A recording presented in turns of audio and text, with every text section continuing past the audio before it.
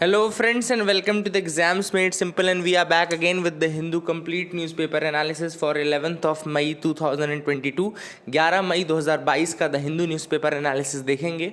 शुरू करने से पहले आप लोग से रिक्वेस्ट रहेगी कि अगर आपको कंटेंट पसंद आता है तो please do like the content and do share it among your friends. साथ ही अगर आपको करंट अफेयर्स लगता है कि आपका वीक है फॉर दिस ईयर्स एग्जामिनेशन, आप हमारी रिवीजन सीरीज़ ज्वाइन कर सकते हैं करंट अफेयर्स की। लिंक नीचे डिस्क्रिप्शन कमेंट में है, वहाँ से आप ज्वाइन कर सकते हैं और लाइक ज़रूर करिएगा। स्टार्ट करते हैं सबसे पहले आज के सवालों के साथ जो कि प्रीलिम्स के लिए आपके लिए इंपॉर्टेंट है। पहला सवाल है, कुछ माइनर प्लेट्स और उनकी लोकेशंस दी हैं, आपको बताना है कि इनमें से कौन सी लोकेशन सही मैच है। पहला लिखा है Nazca plate between Philippines and Indian plate, second है Philippines plate between Asiatic and the Pacific plate, and तीसरी है Caroline plate between the South America and the Pacific plate. आपको बताना है कि इसमें से करेक्टली मैच्ड कौन कौन सा है, 1 and 2, 2 only, 2 and 3 या 1 2 3। क्वेश्चन नंबर 2 है, individual lava flows are normally only a few feet thick but over a long period of time repeated flows may build up a volcano.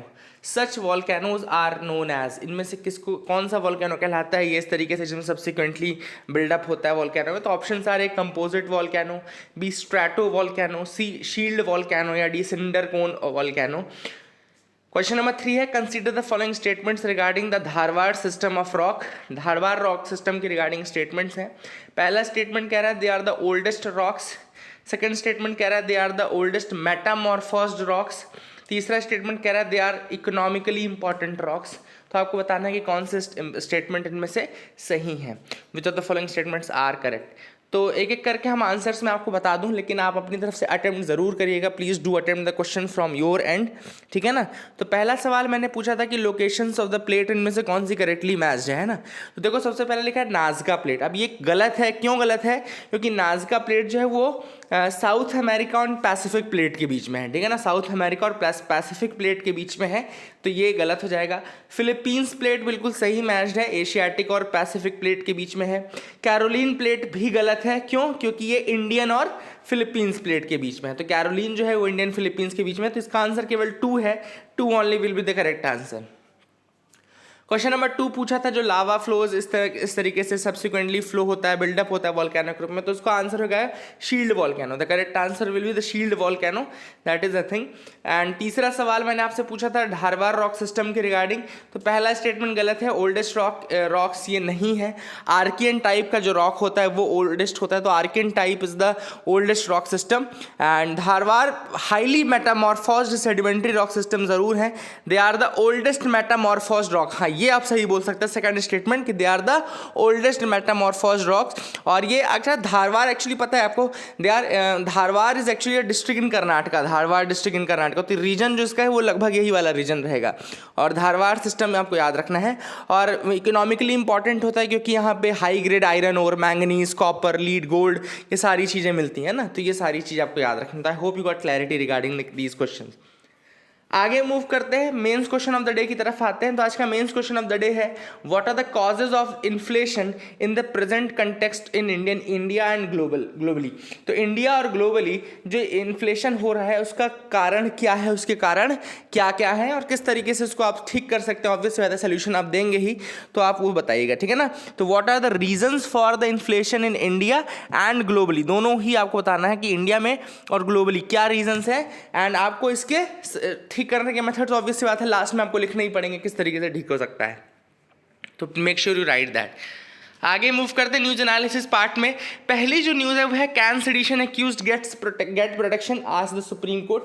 अब यहाँ पे बात वही सेडिशन की है, तो मैं एक बार रिपीट कर देता हूँ।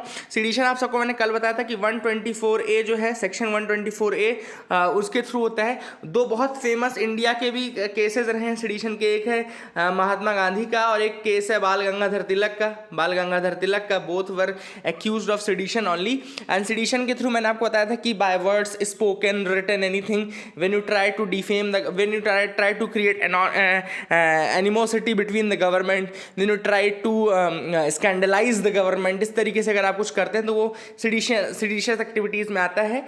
लेकिन इसमें एक मैंने आपको 1962 का केदारनाथ सिंह का जजमेंट बताया था, केदारनाथ सिंह जजमेंट था, और उसमें ये बोला गया था सुप्रीम कोर्ट द्वारा कि जब तक वायलेंस इंसाइट करने के लिए या वायलेंस क्रिएट करने के लिए ना किया जाए तब तक ये नहीं होता. उसमें 3 साल तक की सज़ा का प्रावधान है ऑलरेडी, अभी ये भी आपको पता है.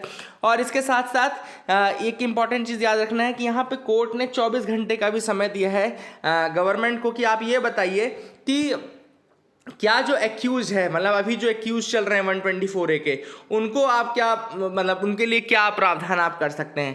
तो नेक्स्ट 24 आवर्स का टाइम दिया कि those people who are facing the prosecution under section 124A of the Indian penal code, how can you protect their interest, उनका इंटरेस्ट आप किस तरीके से प्रोटेक्ट कर सकते हैं ये आप बताइए.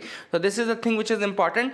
और इसके अलावा एक और चीज़ बोली, आगे की न्यूज़ आर्टिकल में आएगी वैसे आगे के पेजेस में, लेकिन मैं आपको यहीं बता देता हूँ कि सुप्रीम कोर्ट ने यह भी कहा है कि गवर्नमेंट, ठीक है गवर्नमेंट का ओपिनियन है कि सेडिशन को रहना चाहिए, ये गवर्नमेंट का ओपिनियन है, लेकिन ये पार्लियामेंट का ओपिनियन नहीं है.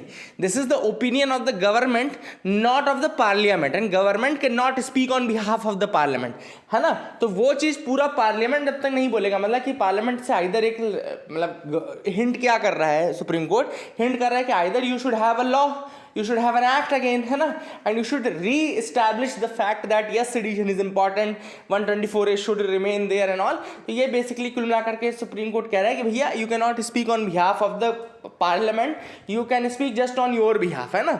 तो वो ये बोलना कि आप पूरे पार्लियामेंट की वॉइस हैं, ये गलत हो जाएगा, ठीक है ना. तो that is the thing which is important, you have to take the advice of each and every one. आगे मूव करते हैं, देखते हैं और क्या इंपॉर्टेंट आर्टिकल्स हैं जिनके बारे में हमको डिस्कस करना है. तो you can move ahead with me as well. तो आगे देख लेते हैं. यहाँ पे तो ऐसी कोई न्यूज़ आर्टिकल नहीं दिख रहा, पहले न्यूज़ दिखा दूँ.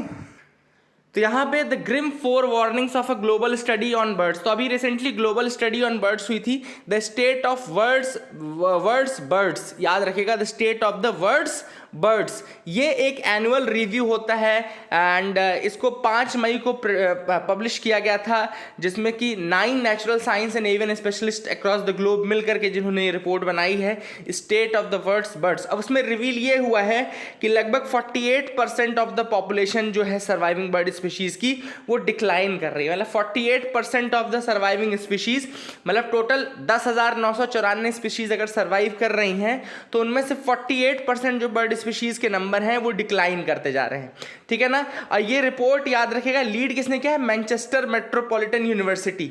याद रखिएगा Manchester metropolitan university is the body that is leading this report. Manchester metropolitan university, इसको याद रखिएगा, ठीक है ना. That is the thing which is important. अब की फाइंडिंग्स क्या है, स्टडी ने फाउंड किया दैट 5245 यानी कि 5245 और nearly 48% of the existing bird species world wide are known और suspected to be undergoing population decline, है ना. तो लगभग 48% स्पीशीज का पॉपुलेशन डिक्लाइन है. ये लिख लो आप लोग, कैसे लिखोगे, स्टेट ऑफ वर्ड्स बर्ड्स ये लिख देना, फिर आगे एक डैश लगाकर लिख देना कि मैनचेस्टर मेट्रोपॉलिटन यूनिवर्सिटी, है ना.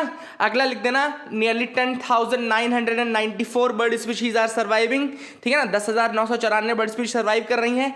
आगे एक डैश लगा करके लिख देना 48% of the species are undergoing population decline, यानी कि 5245. आगे लिख देना कि 39% of the species have stable trends, 39% species के स्टेबल ट्रेंड्स भी हैं और रिमेनिंग के पॉपुलेशन ट्रेंड जो है वो अननोन है, ठीक है ना. इसके अलावा आप ये भी लिख सकते हैं कि जो IUCN का यानी कि international union for conservation of nature का जो रेड लिस्ट है उसमें लगभग 13.5 स्पीशीज़ है, यानी कि 1481, यानी कि 13.5% जो स्पीशीज़ हैं, 13.5% species they are under threatened with global extinction, ठीक है ना. ये थ्रेटेंड स्पीशीज़ लगभग 13.5 है. तो ये फैक्ट्स देखो इस तरीके से नोट्स बनाई जाती है. तो ये मैंने आपको बता दिया, आई होप यू गॉट क्लैरिटी. अब आगे एक और डैश लगा करके लिखो सबसे पहले कि बर्ड्स का इंपॉर्टेंस क्या है, तो बर्ड्स बेसिकली इकोसिस्टम की जितनी भी सर्विसेज हैं, चाहे वो प्रोविजनिंग सर्विसेज हो, चाहे रेगुलेटिंग सर्विसेज हों, चाहे कल्चरल सर्विसेज हों, चाहे सपोर्टिंग सर्विसेज हों, इन सभी में अपना रोल प्ले करते हैं। ऑब्वियसली बात है, ट्रेडिशनल कल्चरल बर्ड्स का बहुत महत्व है। पूजा होती है कई जगहों पे, है ना, कल्चरल ट्रेडिशन में हमको कई पता है, गरुण भगवान, जैसे मान लो गरुण है, गरुण देव जिसको हम बोलते हैं, गरुण देव अपने आप में एक पक्षी थे ना, पक्षीराज जिनको बोलते हैं। इनफैक्ट जो मोर है, मोर आपका किसका वाहन है, मोर आपके कार्तिकेय का वाहन है, ये भी हमको पता है। तो birds have played a very important role and not only in culture, not only in tradition, but for many services of the ecosystem as well. For example जो सीड डिस्पर्जल होता है, जो पॉलिनेटिंग एजेंट के रूप में काम करते हैं, सीड डिस्पर्जल का काम करते हैं, पेड़ों का सबसिस्टेंस जो है वो कहीं ना कहीं बर्ड्स के कारण ही होता है। That is very important. इसके अलावा इनका कल्चरल ट्रेडिशन में एक और रोल रहा है कि जैसे स्पोर्ट्स, बर्ड वॉचिंग अपने आप में एक पास टाइम रहा है। कई स्पोर्ट्स में देखा होगा आपने, बर्ड्स का स्पोर्ट्स किया जाता था, कई देशों में किया जाता था, है ना। एंड गार्डन की जो बर्ड फीडिंग है, that is valued at $5 to $6 billion per year and it is growing 4% annually. तो ये भी अपने आप में एक एक्टिविटी है, मतलब कि इकोनॉमिकली भी बर्ड वॉचिंग अपने आप में बहुत ही फेमस हो रहा है, ठीक है ना। एंड ये सारी चीज़ें इंपॉर्टेंट हैं। अब ऑथर ने कहा है कि क्या कारण है कि इनका जो वो है परसेंटेज वो डिक्लाइन हो रहा है। तो कारणों में सबसे इंपॉर्टेंट कारण है जो है वो है जो ह्यूमन इंटरेक्शन होने लगा है, एंथ्रोपोजेनिक रीजन्स, है ना। क्या रीजन्स है, anthropogenic reasons are the most important reasons जो कि रिस्पॉन्सिबल हैं for the birds population to decline. इसके अलावा हैबिटेट का फ्रैगमेंटेशन मतलब कि जो हैबिटेट है वो कम छोटे पार्ट में कट गया क्योंकि पॉपुलेशन बढ़ती जा रही है, that can be one reason, ठीक है ना। Loss of biodiversity can be another reason. इसके अलावा जो हंटिंग है, बर्ड ट्रैपिंग है, इलीगली इनको ट्रैप कर लिया जाता है मेडिटेरेनियन रीजन में, इन्वेजिव एलियन स्पीशीज हो गई, डिसीजेज हो गए, ये सारे हैं। जैसे वल्चर्स में हमने देखा था डिक्लोफिनैक, जो दवाई थी डिक्लोफिनैक, उस कारण से वल्चर्स की पॉपुलेशन इंडिया में काफ़ी कम हो गई है ना, काफ़ी वल्चर्स की डेथ भी हो रही है ना। तो ये सारे रीजन्स कहीं ना कहीं है for the loss of their biodiversity, for the loss of their population, for the decline of their population. I hope you got clarity regarding that as well. And क्या इसको कम किया जा सकता है, बिल्कुल कम किया जा सकता है। और जो हमारा फुटप्रिंट है अगर हम उसको थोड़ा कंट्रोल कर लें, let us give the birds their space, है ना, उनकी जगह भी थोड़ा दें उनको सर्वाइव करने के लिए। और ये जो एक्टिविटीज़ हैं इन पे थोड़ा कर्व किया जाए, है ना। और जो ये मेडिसिन है इनका यूज़ कम किया जाए, डिक्लोफिनैक और इन सब का जो यूज़ किया जाता था इसको थोड़ा बैन तो वैसे किया गया है कई जगहों पे, है ना। तो that is the thing, these are the steps that we can take. आगे मूव करते हैं, देखते हैं और क्या इंपॉर्टेंट यहाँ पे आर्टिकल। यहाँ पे एक वोल्फ्रैम अल्फा क्या है, तो मैं आपको बता दूं कि वोल्फ्रैम अल्फा बेसिकली एक free online computer algebra system है। Free online computer algebra system का मतलब क्या है, एक्चुअली इसमें क्या रहता है मैं आपको समझा देता हूं। देखो इसमें क्या रहता है कि इसके अंतर्गत बहुत सारी एल्गोरिदम्स हैं, बहुत सारे फॉर्मूले सेट हैं, बहुत सारे मैथमेटिकल कंप्यूटेशन मैथडोलॉजी सेट हैं, जिनके बेसिस पे ये mathematical solutions computations online computer के थ्रू करता है। अलजेब्रा सॉल्व कर सकता है, मतलब इंटरप्रेट क्वेरीज अगर आप डालो तो उनको इंटरप्रेट करके उनका प्लॉट बना सकता है ना। जैसे आपको यहाँ पे दिख रहा होगा, इसको इंटरप्रेट करना था, ये एक इक्वेशन थी, सॉल्व दिख रहा है sin t minus y dash t minus y double dash t minus y, ये डिफरेंशियल, ये सब जो भी सॉल्व करना है ना, ट्रिग्नोमेट्रिक डिफरेंशियल कैलकुलस जो भी है आप इसमें सॉल्व कर सकते हैं। बहुत सारे इसमें फॉर्मूले सब कुछ ये सेट रहता है एंड इसके थ्रू एल्गोरिदम के थ्रू बहुत ज़्यादा आपने को जानना नहीं, बस वोल्फ्रैम अल्फा क्या है ये पता रहे आपको, है ना। कल को यूपीएससी के क्वेश्चन पूछे तो आपसे बन जाए। आगे मूव करते हैं, देखते हैं और क्या इंपॉर्टेंट न्यूज आर्टिकल्स हैं। Hold local body polls every 5 years supreme court ने अब ये कहा है कि you can not skip this constitutional obligation, ये बोल करके कि वार्ड्स का डिलिमिटेशन नहीं हुआ है, ये बोल करके कि अभी कॉन्स्टिट्यूएंसीज वार्ड्स की क्या रहेंगी ये सब नहीं डिसाइड है। तो लगभग 23,000 लोकल बॉडीज़ जो है मध्य प्रदेश में इलेक्शंस जो हैं डिले हुए हैं वहाँ पे, न केवल मध्य प्रदेश में बाकी बहुत सारे स्टेट्स में डिले हुए हैं, लेकिन ठीक है चलो यहाँ मध्य प्रदेश का नाम आ गया है तो वही चीज़ यहाँ पर लिखी जा रही है कि जो स्टेट इलेक्शन कमीशन है उसको कहा है कोर्ट द्वारा, ये कहा गया है कि भाई आप इलेक्शंस कंडक्ट कराएं और 5 साल का जो टाइम पीरियड है वो ऐसा नहीं टाइम पीरियड है कि उसको आप स्किप कर सकते हैं या वो अपनी ड्यूटी से भाग सकते हैं ना। तो every local body should have election every 5 year। इसके अलावा उन्होंने कहा है कि जो आपने वही वाली बात कि वार्ड्स का डिलिमिटेशन नहीं हुआ था, इसलिए इलेक्शन कमीशन ने कहा कि हम नहीं करा पाए। तो that can not be a reason to skip your constitutional duty. You are formed because of that reason. आपको बनाया ही उस काम के लिए गया है, फिर आप इस काम को टाल नहीं सकते। इस काम के लिए आप ये नहीं बोल सकते कि अभी नहीं करेंगे या अभी नहीं हुआ है बाद में होगा, है ना। That is the thing which is important. इसके अलावा ऑथर ने यहाँ पे ये भी कहा है कि अगर मान लो देखो यहाँ पे लिखा है all concerned are obliged to ensure that the newly elected body is installed in every local body before the expiry of 5 years of the outgoing election elected body। तो 5 साल के एक्सपायरी होने के पहले ही आपको ये मेक श्योर कर लेना है कि एक नई जो लोकल बॉडी है वो इंस्टॉल हो जाए, है ना।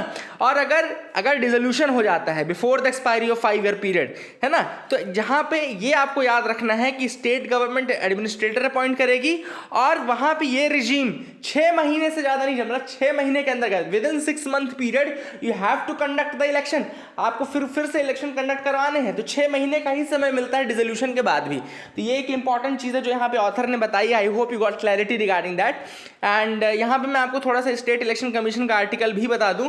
याद रखिएगा स्टेट इलेक्शन कमीशन जो है वो आर्टिकल 243K के अंतर्गत बनाई जाती है। आर्टिकल 243K, ठीक है ना। आर्टिकल 243K के अंतर्गत कॉन्स्टिट्यूशन में प्रोविजन है स्टेट इलेक्शन कमीशन का।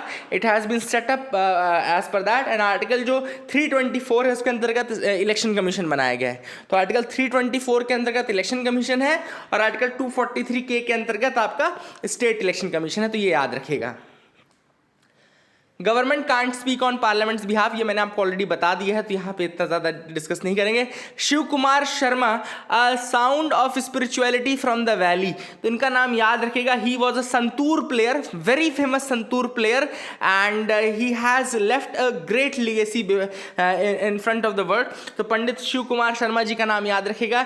ही was a santoor maestro and who aged from the images of Kashmir valley, वहाँ से निकलने वाले व्यक्ति, और he was a very famous santoor player and काफ़ी मूवीज़ में भी इन्होंने सॉन्ग दिया ये। And he passed away at the age of 83, ठीक है। तो ये भी आपको थोड़ा सा मैं आपको बता दूं। And he was a symbol of Shaivite and Sufi tradition of Jammu and Kashmir. He was Padma Vibhushan awardee, है ना। That is the thing which is important. तो ये आपको याद रखेगा। And he was very famous in both the raagdari and riyaz, है ना, दोनों में ही फेमस थे एंड संतूर प्लेयर थे। ये भी आप याद रख सकते हैं। These are the things which are important. आगे देखते हैं इंपॉर्टेंट कुछ और अगर आर्टिकल्स हैं तो यहाँ पे हम एडिटोरियल पार्ट में अब आ सकते हैं। तो पहला जो एडिटोरियल हम डिस्कस करेंगे वह है control inflation bye acting on the liquidity.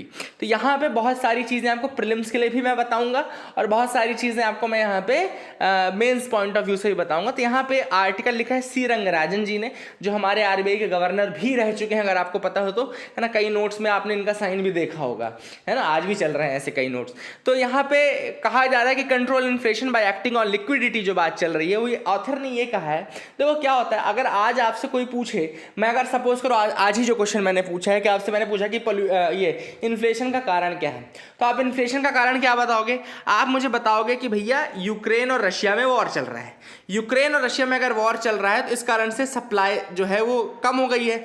इसको सप्लाई कंस्ट्रेंट बोलते हैं, सप्लाई कंस्ट्रेंट बोलते हैं ना इसको। तो सप्लाई जब कम होती है तो ऑब्वियस सी बात है, डिमांड थी, सप्लाई कम हो गई तो प्राइस बढ़ गए, है ना। आप ये रीजन दोगे। अब समझो, देखो क्या होता है, ऑथर ने यही बोला। ऑथर ने कहा कि देखो ये रीजन है क्या, तो हाँ ये रीजन है, बहुत ज्यादा है, लेकिन क्या सोलली ये रीजन है? नहीं, इससे ज्यादा इंपॉर्टेंट एक रीजन होता है जो कि इन्फ्लेशन क्रिएट करता है, और वो रीजन है लिक्विडिटी। लिक्विडिटी बहुत इंपॉर्टेंट। इनफैक्ट मैंने आपको जब भी पढ़ाया है वो लिक्विडिटी पॉइंट ऑफ व्यू से ही आर्टिकल्स हमेशा बताए हैं।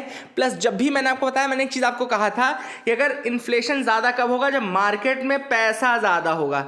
अगर मार्केट में पैसा ज्यादा है तो मतलब इन्फ्लेशन ज्यादा होगा। अगर मार्केट में पैसा कम है मतलब इन्फ्लेशन कम होगा, है ना। मार्केट में पैसा ज्यादा, तो इसीलिए मैंने आपसे भी कहा कि इन्फ्लेशन से लड़ना है तो मार्केट से पैसा RBI खींच लेता है। बोलता हूं ना मैं हमेशा आपको कि अगर इन्फ्लेशन से लड़ना है तो RBI को मार्केट से पैसा खींचना पड़ेगा, लिक्विडिटी कम करनी पड़ेगी। लिक्विडिटी क्या होती है? ये तो होती है लिक्विडिटी, है ना। अब देखो यहाँ पे ऑथर ने वही चीज कही है कि आपको अगर देखो, अभी RBI ने क्या किया, RBI ने अपना स्टैंड चेंज किया। मतलब अभी तक अकोमोडेटिव स्टैंड था, रेट्स बढ़ा नहीं रहे थे, रेपो रेट CRR SLR नहीं ही बढ़ा रहे थे, है ना।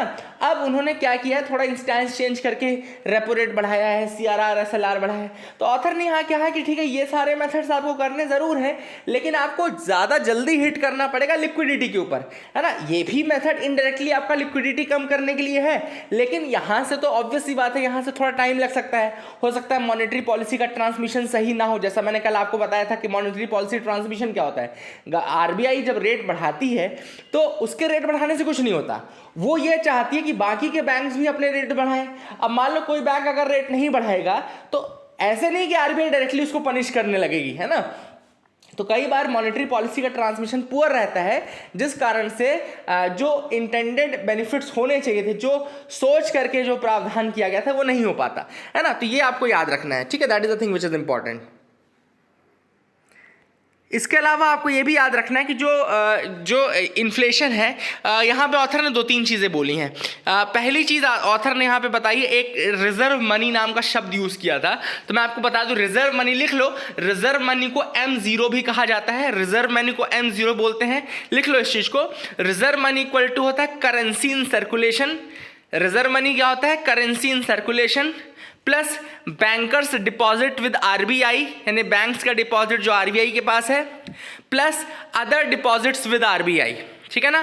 तो रिजर्व मनी यानी कि करेंसी इन सर्कुलेशन, सर्कुलेशन में जितनी करेंसी है, प्लस बैंक्स का जितना भी डिपॉजिट RBI पे है, प्लस अदर डिपॉजिट जो RBI के पास है, इन कंपोनेंट्स को आप जोड़ दो तो इसको क्या बोलते हैं, रिजर्व मनी। इनमें सबसे इंपॉर्टेंट जो होता है वो होता है करेंसी इन सर्कुलेशन, ठीक है ना। तो करेंसी इन सर्कुलेशन में नोट्स जितनी भी हैं, रुपी कॉइन्स जितने भी हैं, स्मॉल कॉइन्स जितने भी हैं, वो सारी चीज़ें आ जाएंगी, ठीक है ना। तो ये आपका रिजर्व मनी या M0 होता है। फिर उसके बाद M1 M2 M3 M4, और एक क्वेश्चन और कभी पूछता है UPSC कि M1 M2 M3 M4 की लिक्विडिटी ऑर्डर क्या है। तो M1 is the most liquid, M2 is less liquid, M3 इसके बाद, एंड M4 सबसे कम, ठीक है ना। तो M1 M2 M3 M4 is the order of liquidity. तो ये भी मैंने आपको बता दिया। इसके बाद एक और चीज़ ऑथर ने बताई है, वो है, देखो क्या होता है, मैंने भी बताया, समझाया है, ऑथर ने बताया। देखो क्या होता है, अब सपोज करो कि RBI इन्फ्लेशन को कंट्रोल कर रही है। अगर RBI इन्फ्लेशन को कंट्रोल करेगी तो क्या है, पैसा उसको खींचना पड़ेगा मार्केट से। अब सोचो, पैसा अगर वो मार्केट से खींचेगा तो प्रोडक्शन कम होगा, प्रोडक्शन कम होगा तो फैक्ट्रीज इतना ज़्यादा काम नहीं करेंगी, फैक्ट्रीज इतना ज़्यादा काम नहीं करेंगी तो लोगों को एम्प्लॉयमेंट कम मिलेगा। तो इन्फ्लेशन कम करने का डिसएडवांटेज क्या होता है कि ग्रोथ कम होती आती है, ग्रोथ रेट कम हो जाता है और अनएम्प्लॉयमेंट बढ़ जाता है। और वहीं अगर आप इन्फ्लेशन को बढ़ने दोगे, अगर मतलब ग्रोथ को बढ़ाने जाओगे, तो ग्रोथ को बढ़ाने जाओगे तो आप मार्केट में पैसा डालोगे, मार्केट में पैसा डालोगे तो ग्रोथ बढ़ेगी, ग्रोथ बढ़ेगी तो प्रोडक्शन बढ़ेगा, फिर जॉब बढ़ेंगी। तो मतलब दोनों को एग्जिस्ट नहीं करते एक साथ, मतलब कि दोनों एक दूसरे को अपोज करते हैं। इन्फ्लेशन अगर ज़्यादा होना भी गलत है इन्फ्लेशन का, लेकिन अगर इन्फ्लेशन ज़्यादा हो रहा है मतलब कि आपकी ग्रोथ भी ज़्यादा हो रही है और आपका एम्प्लॉयमेंट भी बढ़ रहा है। लेकिन वहीं पे अगर इन्फ्लेशन कंट्रोल करने आप जा रहे हो तो आपकी ग्रोथ डाउन हो जा रही है और आपका अनएम्प्लॉयमेंट रेट भी बढ़ने लग जाता है। तो इसी को बोलते हैं फिलिप्स कर्व। याद रखिएगा, यही होता है आपका फिलिप्स कर्व। फिलिप्स कर्व एक इकोनॉमिक कंसेप्ट है, A.W. फिलिप्स ने इसको बनाया था। उसमें उन्होंने इन्फ्लेशन और अनएम्प्लॉयमेंट के बारे में बताया था। इन्फ्लेशन और अनएम्प्लॉयमेंट के बारे में, मतलब कि अगर ये कर्व है तो जैसे जैसे मतलब आपका इन्फ्लेशन बढ़ता है, मतलब कि अगर इस तरीके कुछ कर्व मान लो, सपोज करो ऐसा कोई कर्व मान लो मैंने बनाया, ठीक है ना। इसको ऐसा नहीं बनेगा, वैसे ही फिलिप्स कर्व ऐसा नहीं बनेगा। तो मान लो आपका इन्फ्लेशन अगर बढ़ रहा है, अगर आपका इन्फ्लेशन बढ़ रहा है तो इसका मतलब क्या है कि ग्रोथ बढ़ रही है तो अनएम्प्लॉयमेंट घटने लगता है, ठीक है ना। That is the thing which he want to say. Phillips curve में क्या बोलता है, फिलिप्स कर्व ये कहता है, इसका ग्राफ मैं आपको बनाकर दिखा देता हूँ। चलो लेट मी ड्रॉ दैट।